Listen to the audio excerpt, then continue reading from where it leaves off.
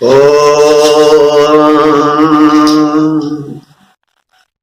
वेद प्रेमियों, सुधी श्रोताओं, संप्रति हम ऋग्वेद के प्रथम मंडल के 29वें सूक्त के 5वें मंत्र की व्याख्या में प्रवेश करने जा रहे हैं।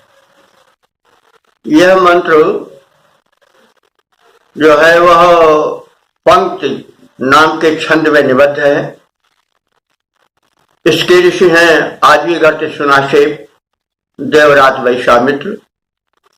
देवता इंद्र हैं और शीर्षक है अनिष्टकारी, दुर्विचारी, कटुभाषी नष्ट हो। शीर्षक के चारों ओर घूमता हुआ अर्थ है। देवता के विषय में आप बहुत कुछ जानते हैं, जान चुके हैं। इंद्र है।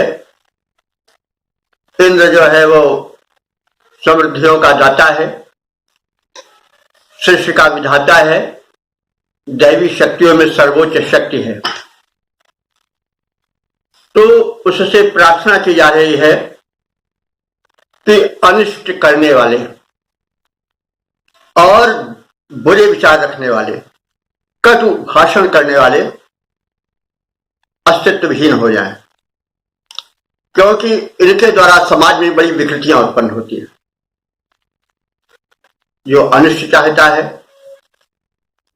वह अपने वातावरण में तो विष फैलाता ही है, साथ ही साथ स्वयं अपना भी अनिष्ट करता है, क्योंकि अनिष्ट चिंतक के जो विचार होते हैं दोषपूर्ण, नकारात्मक, वे उसके भीतर जो रासायनिक प्रक्रिया उत्पन्न करते हैं वो विष पैदा करती है। यह वैज्ञानिक सत्य है। शरीर शास्त्र पर, स्नायुमंडल पर और संपूर्ण रासायनिक प्रक्रियाओं पर इसका अध्ययन हो चुका है। तो विचार इस पंच भौतिक जल शरीर को ही प्रेरित करते हैं। सद्विचार अमृत हैं और दुर्विचार विष हैं। तो ऋषि चाहता है कि जो दूसरे का अनिष्ट सोचते हैं और जो दुर्विचार युक्त हैं और जो कटुभाषी हैं, कटुभाषण का बड़ा बुरा परिणाम होता है। कागा काको धन हरे, कोयल काको दे, अपने अपने बनते जगह अपनों कर ले। अरे भैया, कौवा ने किसी के धन हरण कर लेता है ना, कोयल किसी को दे देती है। केवल वाणी बल से एक जो है वो निंदा पाता है, एक प्रशंसा। महाभारत का बहुत बड़ा कारण है द्रौपदी का कटुवचन। अगर वो यह न कहे होती कि अंधों के अंधे होते हैं, तो हो सकता है कि यह महासंघार की भूमिका न बनती। तो वचन पर ध्यान देना चाहिए। ऋषि ने इस दूरदर्शी दृष्टिकोण को बहुत पहले पहचान लिया था। मंत्र के शब्द शब्द में अर्थ भरा हुआ। वेद मंत्रों को जानो, शब्दों पर अध्ययन करो, कल्याण ही कल्याण है, सुख ही सुख है, उसके अभाव में दुख के अलावा कुछ नहीं। तो अब अनिष्टकारी, दुर्विचारी, कटुभाषी नष्ट हो, इस आशय को व्यक्त करने वाले मंत्र का हम पाठ करें। ओम समिंद्र गर्दभम मृण्वन्तं पापया मुया आतु न इंद्र संशय गोष्ठेषु शुभिषु सहस्रेषु तुवी मघ। शब्दार्थ जाने। संबोधन है इंद्र का तुवी मघ। इस सूक्त में लगभग सभी मंत्रों में यह संबोधन आया है इंद्र के लिए। तुवी मघ, तुवी कहते हैं अनंत और मघ कहते हैं ऐश्वर्य। मघ ऐश्वर्य के कारण ही इंद्र का नाम मघवा है। तो ऐश्वर्य बड़ा आवश्यक है। ऐश्वर्य के अंतर्गत समृद्धियां सभी आती हैं। समृद्धियां के अंतर्गत केवल धन ही नहीं आता है, उसके अंतर्गत स्वास्थ्य भी आता है, सद्बुद्ध भी आती है, सद्विचार भी आता है, संप्रदाय भी आती है, समस्त उत्तम विचार आते हैं। तो ऐश्वर्य, तो हे ऐश्वर्यवान इंद्र,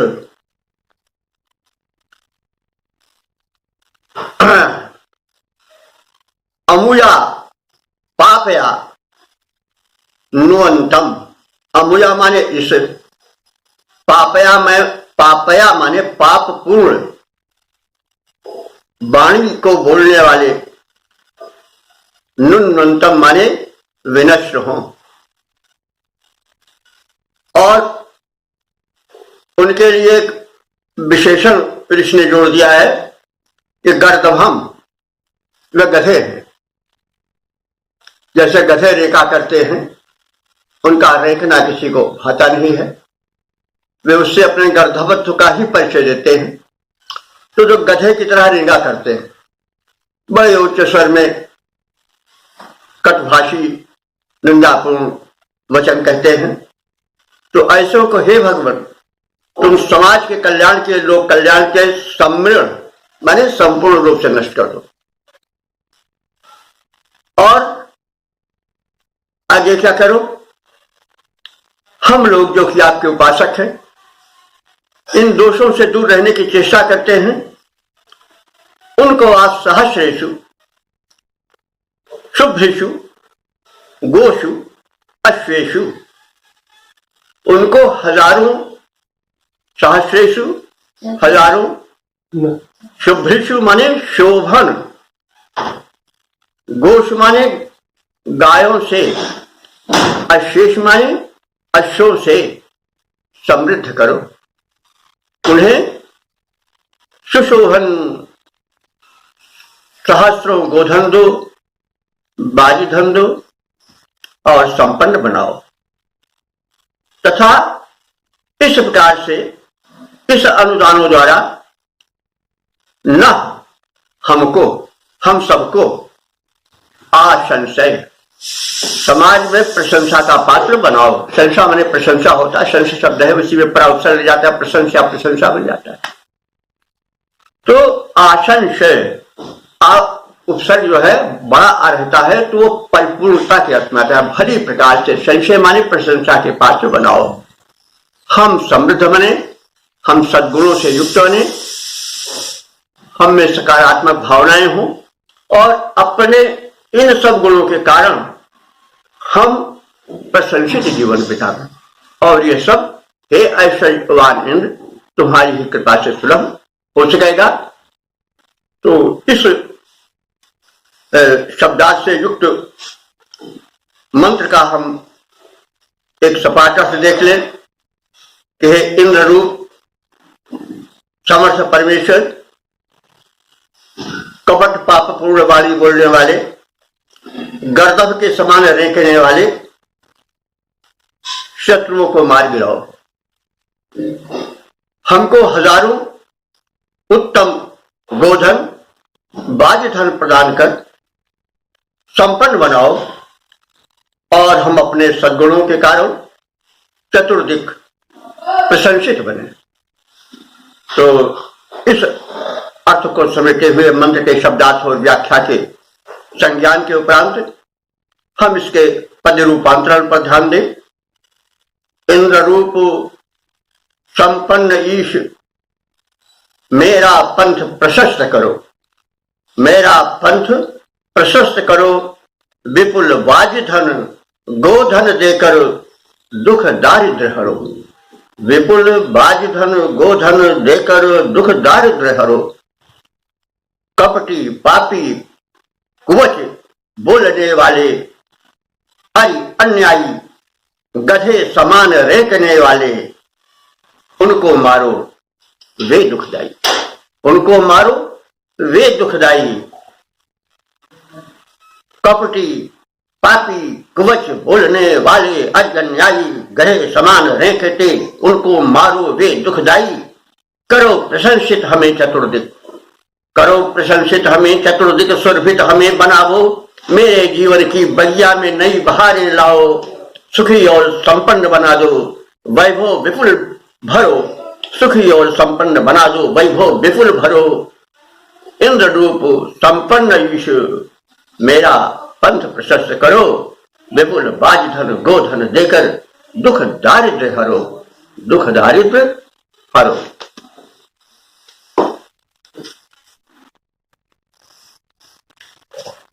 प्रियात्मन, वेद प्रेमियों, सुधी श्रोताओं, संप्रति हम ऋग्वेद के प्रथम मंडल के 29वें सूक्त के 6ठे मंत्र की व्याख्या में प्रवेश करने जा रहे हैं। यह मंत्र पंक्ति नाम के छंद में निबद्ध है। इस मंत्र के दृष्टा ऋषि हैं सुनाशेप और देवता हैं इंद्र। इस मंत्र का शीर्षक है झंझावाती संकट दूर हो, ऐश्वर्यपूर्ण जीवन हो। तो इंद्र के विषय में हम जान चुके हैं।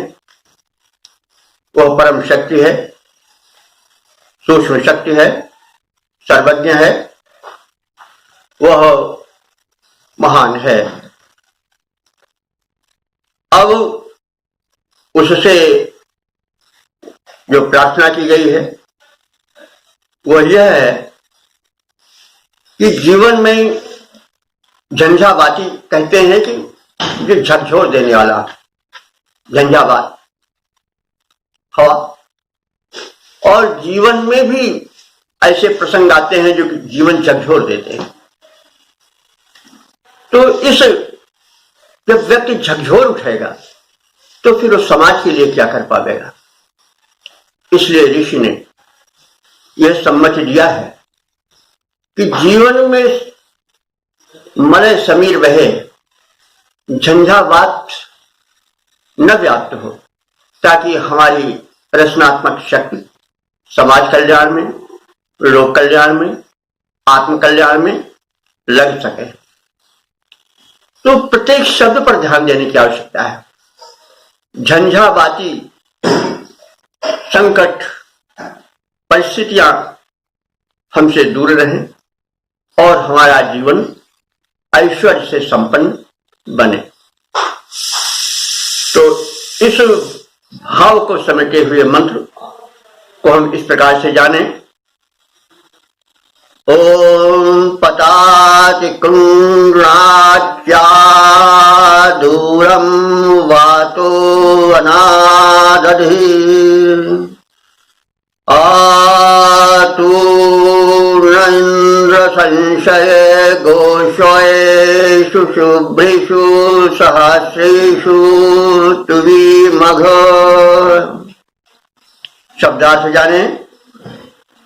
इंद्र देव हैं, उनका संबोधन है तुवी मघ। हे अनंत ऐश्वर्य संपन्न देव, मघ ऐश्वर्य। तो हे अनंत ऐश्वर्य संपन्न देव इंद्र, वातः कुंडलाच्या, वात माने पवन। कौन, कैसा पवन? कुंडलाच्या, जो विध्वंसक झंझावात समेटे हो। झंझावात पवन का वो प्रेम का रूप है जो वृक्षों को उखाड़ता चला जाता है, घरों को उड़ाता चला जाता है। तो ऐसे झंझावाती वातावरण से, पवन से हमारा उद्धार करो। और वो जो पवन है वो वनात अध दूरम पताति, वो हमसे ही नहीं, हमारे दूर जो वन हैं उनसे भी दूर चली जाए। तो वनात, वन से, अधिक दूरम बहुत अधिक दूर, पताच माने पतित हो जाए, चली जाए, पड़ जाए। और इस प्रकार से निरापद जीवन में हेतु भी मघ इंद्र, हे व्यापक ऐश्वर्य संपन्न इंद्रदेव, सहस्रेषु शुभ्रेषु गोषु अश्वेषु, हजारों शुभ गुणों वाली, शोभन गुणों वाली गोषु गायों द्वारा, गोधन द्वारा, अश्वेषु बाजी धन द्वारा हमें संपन्न करो। और इस प्रकार से न आशंसय, न माने हमको, आशंसय माने प्रशंसा के पात्र बना दो। देखिए शब्द न आया है, मम या में या मां इस प्रकार से कुछ नहीं आया है, एक वचन नहीं आया, केवल मैं, न। सबका कल्याण, सबका भला, उसके पीछे मेरा भला, यह संदेश है। इसीलिए न शब्द आया। न हमारे हम बहुवचन है।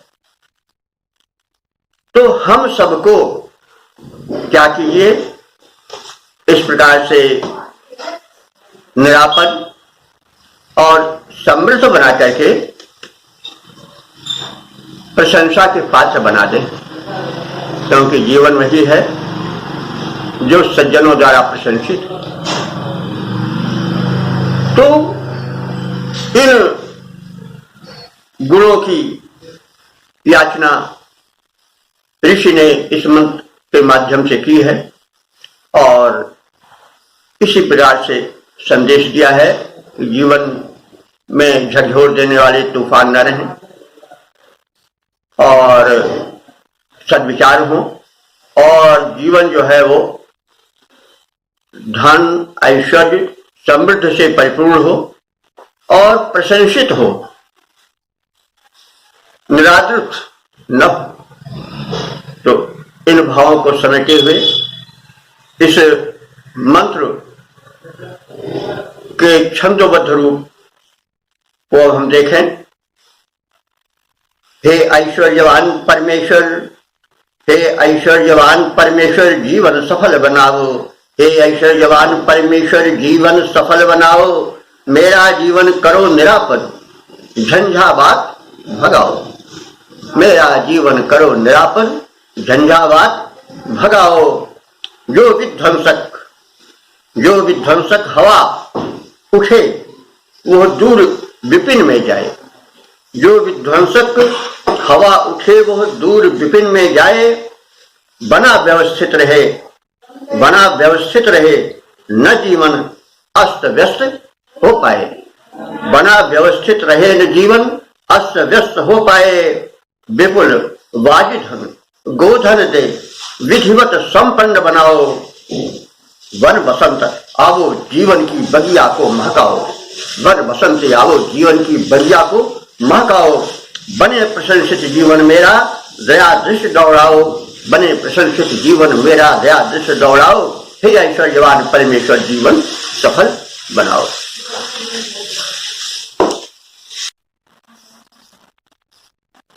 प्रियात्मन वेद प्रेमियों, सुधी श्रोताओं, अब हम ऋग्वेद के प्रथम मंडल के 29वें सूक्त के 7वें व्याख्या में प्रवेश करने जा रहे हैं। यह मंत्र इस सूक्त का अंतिम मंत्र है। इस मंत्र का छंद है पंक्ति। मंत्र दृष्टा ऋषि है आर्यगर्ती, सुनाशेप, देवरात, वैश्वामित्र, और देवता इंद्र है। शीर्षक है द्वेष करने वाले, हिंसक, शत्रु नष्ट हो।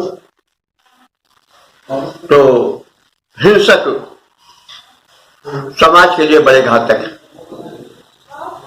हिंसा कई प्रकार से होती है।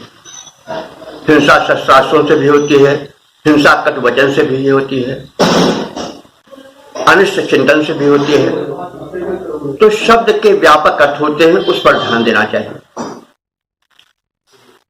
तो हमें द्वेषी हिंसक शत्रुओं से रक्षा हो, यह प्रार्थना इस मंत्र में है। इंद्र सर्वश्रेष्ठ देव है, प्रेरक देव है, वो इस कार्य में सहायक हो। अब कथित भाव को समेटे हुए मंत्र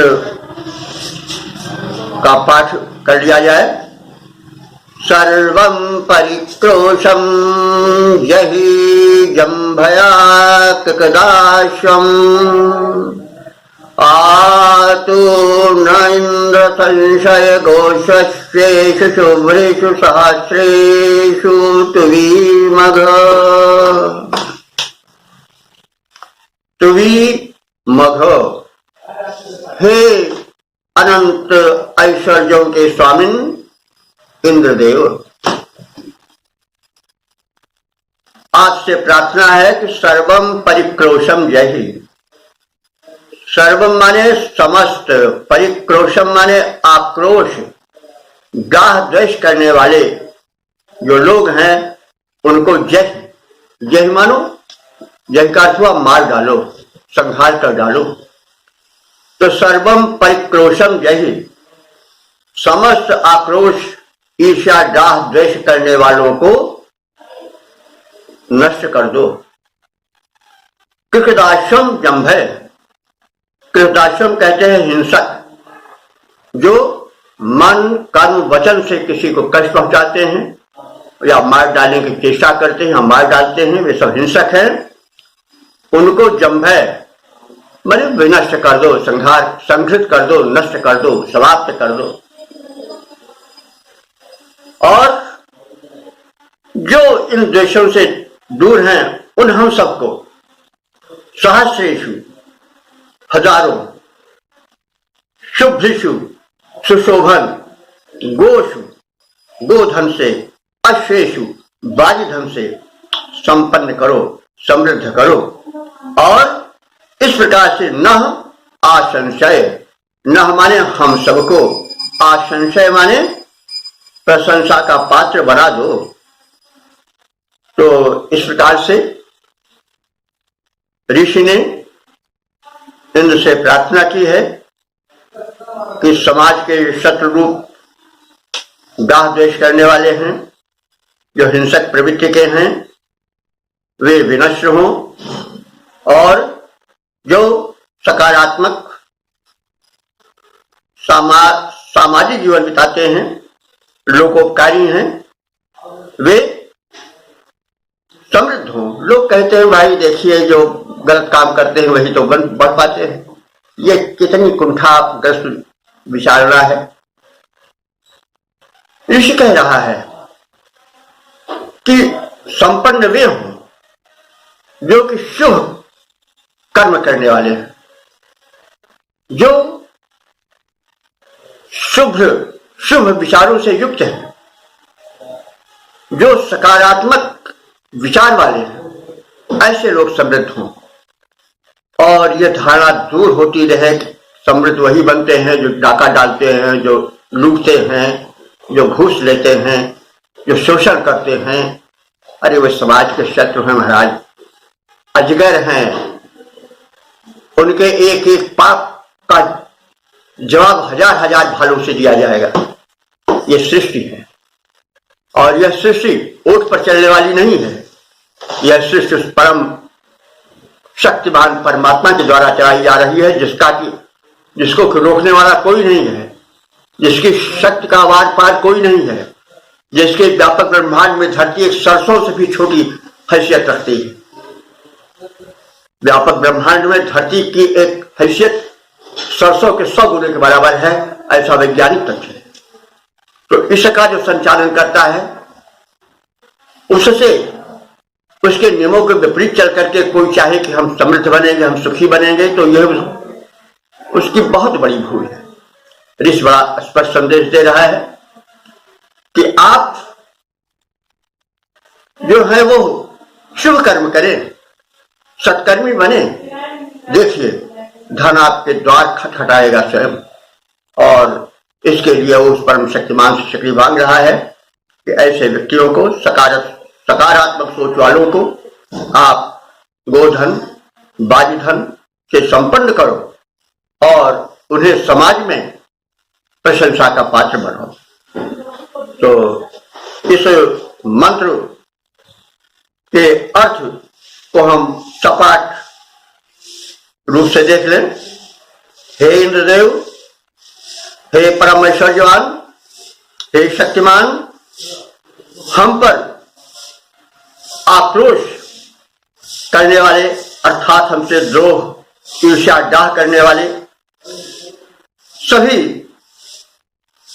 शत्रुओं का विनाश हो, उन्हें आप मार भगाओ, हिंसकों का संहार करो। हे ऐश्वर्यशाली इंद्र, हमें सहस्रों सुशोभन गायें और अश्वों का अनुदान देकर संपन्न करो, और इस प्रकार से हम चतुर्दिक प्रशंसित बने। तो यह मंत्र का भावार्थ और शब्दार्थ और संक्षिप्त व्याख्या हुई। अब हम इसके पद्य रूपांतरण पर ध्यान दें। हे परमेश्वर, इंद्र परमेश्वर का प्रतीक है, नाम है उसका। यद्यपि वह नाम है, लेकिन फिर भी नाम रखना आवश्यक होता है, क्योंकि बिना नाम के नामी का स्वरूप हम जान ही नहीं पाएंगे। तो हे इंद्र रूप परमेश्वर, हे परमेश्वर, इस प्रकार से तुम मेरा कल्याण करो, अहित चाहने वाले अरियों का विनाश कर त्राण करो। अहित चाहने वाले अरियों का विनाश कर त्राण करो। ईर्ष्या द्वेष रोष करने वाले जो शत्रु हमारे हैं, जो कटिबद्ध अहित करने पर उर्मे हिंसा धारे हैं, ऐसे हिंसक क्रूर जनों का बिना विलंब विनाश करो। ऐसे हिंसक क्रूर जनों का बिना विलंब विनाश करो। विपुल बाज धन गोधन देकर मेरा पूर्ण विकास करो।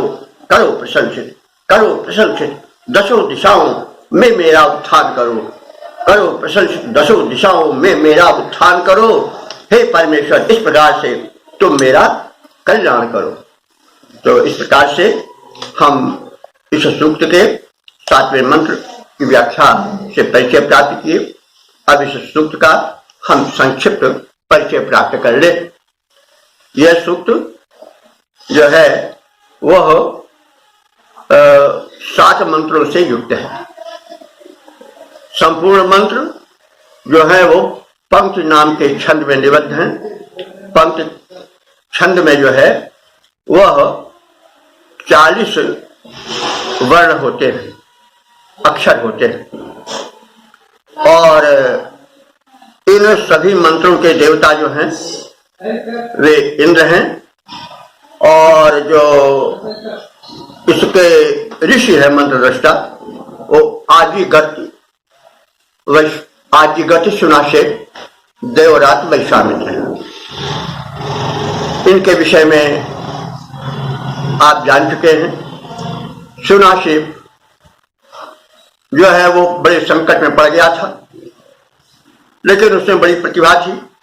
किन्हीं कारणों से उसके पिता ने उसे बेच दिया था, और इस प्रकार से बिका हुआ जीवन पराधीन हो जाता है। किंतु विश्वामित्र के प्रयत्नों से उसकी प्रतिभा को पहचान करके उसकी मदद हुई। वो मंत्रदृष्टा ऋषि था, उसमें मेधा थी, और उससे प्रभावित देवगण भी उसके जो परिस्थिति जन्य आपत्ति आई थी उनको दूर भगा करके उसे बंधन से मुक्त किया। तो ये तो संक्षिप्त परिचय है, इसका पहले भी परिचय दिया जा चुका है, विशेष रूप से दिया जा चुका है।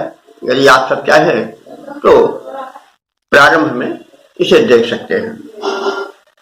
अब इस मंत्र के जो देवता इंद्र हैं वे इस सृष्टि की जो शक्ति हैं या शक्तियां हैं जिनसे सृष्टि संचालित होती है, जो चेतन है, जो इस ब्रह्मांड की गतिविधियों को व्यवस्थित करते हैं, उन शक्तियों का जो सर्वोच्च शक्ति है वह इंद्र है। जैसा पहले निवेदन किया गया है, शक्ति का कोई नाम नहीं होता, शक्ति का हम अनुभव करते हैं, फिर भी लोग व्यवहार में हम वस्तु को नामित करते हैं। नाम का कोई वैसे बड़ा महत्व नहीं है। हम आम को मैंगो कहते, आम्र कह दे और साल कह दे तो आम्र के स्वरूप में कोई फर्क नहीं पड़ेगा। किसी को हम कुछ कह दे, राम प्रसाद कर दे, एडवर्ड कह दे, मोहम्मद हनीफ कह दे, कुछ कह दे, तो वो शक्ल नहीं परिवर्तित होगी। लेकिन सामाजिक व्यवहार के लिए हमें नाम देना पड़ता है। नाम जो है सामाजिक व्यवहार का मूल साधन है। तो नाम का भी महत्व है, क्योंकि बिना नाम के नामी का स्वरूप हमारे सामने आता नहीं है। वाटर वाटर कह के मर के खामे धरा पानी। अरे भाई, हम जब तक पानी के नाम को नहीं जानेंगे तब तक हम उसके लाभ से कैसे लाभान्वित हो पाएंगे। इसलिए नाम का अपना महत्व है, लेकिन नाम और नामी के संबंध को जैसा हमने बताया वही समझना चाहिए। तो अब इंद्र जो है वो परम शक्ति का प्रतीक है, जो इस व्यापक ब्रह्मांड को संचालित कर रहा है और व्यवस्थित रूप में संचालित कर रहा है, कहीं त्रुटि नहीं हो पा रही है। तो वो शक्ति जो है वो इंद्र है। और इंद्र जो है तमाम शक्तियों में विभक्त है।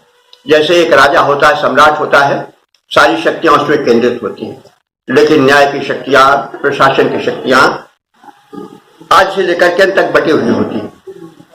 और वे शक्तियां उसी महाशक्ति का एक रूप है। ऋषि उस महाशक्ति को इंद्र नाम से नामित किए हैं। अन्य शक्तियों को अग्नि है, वरुण है, रुद्र हैं, इन विभिन्न रूपों में नामित किया है। वो शक्तिमान की शक्तियां हैं, और जब ऋषि प्रार्थना करता है तो जिस शक्ति की प्रार्थना करता है उसको सर्वोच्चता देता है, जो कि स्वाभाविक है, होना भी चाहिए। अच्छा, इंद्र जो है ये जान ले कि पौराणिक इंद्र से वेद का इंद्र बिल्कुल अलग है। पौराणिक इंद्र किन्हीं कारणों से जो है वो अपने अलग रूप में केंद्रित हुआ। आजकल ज्यादा लोग जानते हैं कि इंद्र वो है जो कि लंपट है, जो कि अन्यायी है, जो कि बात स्वार्थी है। तो यह उस इंद्र के विषय में नहीं है जो इंद्र ऋग्वेद में प्रार्थित है। इसके लिए संभवतः हमने पिछले एपिसोड में किन्हीं स्थानों पर व्यापक चर्चा की है कि संप्रति जो इंद्र समाज में जाना जाता है और वो इंद्र जो ऋग्वेद में जाना जाता है, दोनों में क्या अंतर है, दोनों में क्या बीच में क्यों दीवार पड़ गई है, क्या इतना अंतर हो गया और ऐसा क्यों हुआ, आदि बातों पर व्यापक रूप से हमने पिछले एपिसोड में इसका एक संभाषण के रूप में व्याख्या किया है प्रमाण सहित। यदि आप जानना चाहें तो पढ़ने पलट करके एपिसोड्स में इसको देख सकते हैं कि देव और देवराज इंद्र का आज से और आज तक क्या प्रारूप रहा है, क्या परिवर्तन उसके स्वरूप में हुआ है, क्यों हुआ है, कैसे हुआ है, आदि आदि बातें विस्तार के साथ प्रमाण के सहित बताई गई। तो इंद्र वो शक्ति है जो सूक्ष्म है और चयापचय अथवा मेटाबॉलिज्म का कार्य करती है। जैसे फूल है, फूल से फल लाने में वही शक्ति आनी है, फलों में रस बनाने में वही शक्ति आनी है। और चारा है, गाय के पेट में जाता है, रस रक्त बनता है, रक्त फिर दुग्ध में कैसे परिणित हो जाता है। भाई ऐसे तो नहीं हो जाएगा अपने आप, कोई करेगा तभी तो होगा ना। तो वो जो करने वाली सूक्ष्म शक्ति है वो इंद्र है। तो रक्त को दुग्ध बना देने वाली शक्ति, फूल को फल बना देने वाली सूक्ष्म शक्ति वो है इंद्र है। तो इंद्र का संबंध वृक्ष से भी है। पृथ्वी वृक्ष के कारण ही जीवन दे पाती है, अंकुरण दे पाती है, तो उसका भी नियामक देवता इंद्र है। और अंत में वो समस्त दिव्य शक्तियों का स्वामी भी है। तो इंद्र के विषय में हम अच्छी तरह से परिचय प्राप्त करें। जो हम इस समय कह रहे हैं ये तो बहुत संक्षेप है, पीछे काफी इस विषय में प्रकाश डाला जा चुका है। तो जो इंद्र है वो इसका देवता है और 7 मंत्रों में इंद्र ही व्याख्यायित है। उससे जो है वो प्रार्थना की गई है कि जो समाज के घटक हैं, ऐसे जो कि द्वेषी हैं, जो कि हिंसक हैं, जो कि कपटी हैं, जो कि दुराचारी हैं, जो कि घृण्य हैं, वे दूर हों। वे कंटक हैं, समाज के लिए व्रण है, फोड़े हैं, कैंसर हैं, उन्हें नष्ट किया जाए। क्योंकि आप व्यापक शक्तिमान हो, आपकी शक्ति आवश्यक है। इसलिए हिंसक, द्वेषी, दुष्ट ये समाज के व्रण हैं, फोड़े हैं, इन्हें आप छाट कर काट कर एक डॉक्टर की भांति अलग कर दो। और आप ये करो कि जो शुभकर्मी हैं, जो सकारात्मक विचार वाले हैं, जो सरल हैं, उनमें यह भावना नहीं आवे कि दुनिया में वही सुखी हो पाते हैं जो कपटी हैं, क्रूर है, घूस लेने वाले हैं, द्रोही हैं, लुटेरे हैं, पापी है, अधम है, वो प्रशंसा पावे। तो फिर क्या होगा? दुर्गुण ही फैलेगा ना। एक छोटी मछली को बड़ी मछली खाती जाएगी। कोई न कोई किसी न किसी से बड़ा होता है, सर्वशक्तिमान कोई नहीं होता है। तो क्या होगा? हर बड़ी मछली हर छोटी मछली को निगलती जाएगी और समाज में मत से न्याय फैल जाएगा। इसलिए हे भगवान, आप ऐसों को विनाश करो, समाज के हित में, व्यक्ति के हित में। और ऐसा न हो जाए कि ये किसी को कहने का मौका मिले, करे ये भलाई का युग नहीं है, इसलिए वही लोग पनपते हैं जो पाप करते हैं, जितने पाप करे। अरे इस घोर अन्यायपूर्ण इस घोर भ्रम को मिटाओ भगवान। और यह कैसे मिटेगा? कि जब सदाचारी संपन्न होंगे तब। तो यह विशेष प्रार्थना है कि आप सदाचारियों को संपन्न बनाओ, उनको प्रशंसित बनाओ, उनको संपन्न करो, ताकि समाज से यह जो विषैला विचार है वो दूर हो। ठीक है, इन्हीं कारणों से भले ये भ्रांति छाई हुई है, लेकिन उस भ्रांति को हम तो मानो एक सीमित शक्ति वाले हैं, नहीं दूर कर सकते हैं। उसमें आप ऐसे ही सर्वसमर्थ नियामक की आवश्यकता है। और आप ये विचार फैलाओ, संपन्न बना करके सत्कर्मियों को कि भलाई संपन्नता सत्कर्म के साथ है, दुष्कर्म के साथ नहीं है। प्रशंसित वे होंगे जो सत्कर्मी है, दुष्कर्मी नहीं। डाह करने वाले, ईर्ष्या करने वाले, द्वेष करने वाले पतित हैं, वे गड्ढे में गिरेंगे। यह बात हो, ऐसी प्रार्थना है। तो इस प्रकार से सकारात्मक विचारों से यह सूक्त समापन की ओर गया है। और इस सूक्त में जैसा कहा गया है कि 7 मंत्र है और अब तक जो मंत्र की संख्या है वो 328 हो चुकी है। हम लोगों ने वेद भगवान की कृपा से, परमपिता परमात्मा की कृपा से, इंद्र देवता के अनुकंपा से अब तक ले 328 मंत्रों की व्याख्या से परिचय प्राप्त किया है। और हम इस प्रकार से इस मंत्र के गूढ़ार्थ को समझें, उसी के हिसाब से जीवन ढालें और समाज में सद्विचार और वैदिक विचारों का, वैदिक विचारों के प्रचार का संभार अपने ऊपर ग्रहण करें और समाज में वैदिक भावनाओं से एक समृद्ध संपन्नता और निरापद वातावरण को उत्पन्न करें। इस प्रार्थना के साथ, इस निवेदन के साथ अब हम अपनी वाणी को विराम देते हैं।